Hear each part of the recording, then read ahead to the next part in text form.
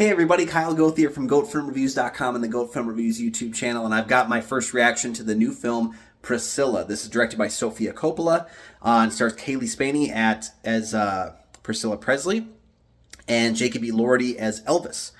So I was interested in this film. Sofia Coppola, I like her work, but there's never been anything I've been gaga for. But I was kind of on an Elvis Presley kick after last year's Elvis came out. I knew this was going to be a very different version of Elvis, a very different take on the relationship.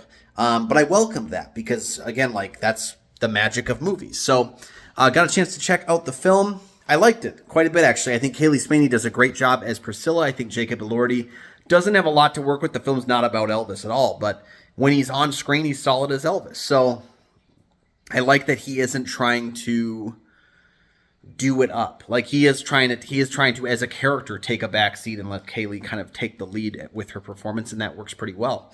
My only big flaw with the film, the thing that stood out to me, was I feel like the ending.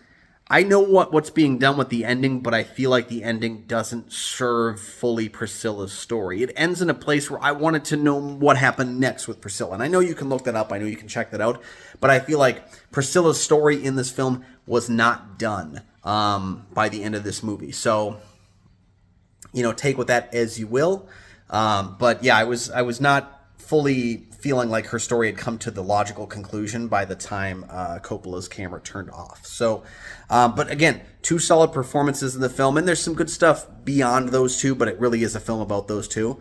Solid performances with a narrative that feels more classical biopic-y at times. I like when biopics can kind of choose a story and stick with it, and this is a story of a relationship, so it is singular story, but it does feel like a case of running through the beats beat by beat, and I kind of wish that there had been a little bit more, I don't know, a little bit more style to kind of elevate Priscilla's character and her arc and her story. But again, two solid performances, an interesting character, someone that we don't really follow that often in the real world because we spent so much of our time focused on Elvis. So it's nice to see kind of the behind the curtain at that relationship and kind of its many issues, both pre and post relationship. But yeah, I wish there was just a little bit more at the end, to be honest. So those are my thoughts. The film is still recommended by me. I think Priscilla is definitely worth checking out. Let me know your thoughts on the film down below in the comments section. While you're down there, please like and subscribe. There are 2 free things you can do that help to support the channel immensely, and you never miss new episodes of the show as they drop.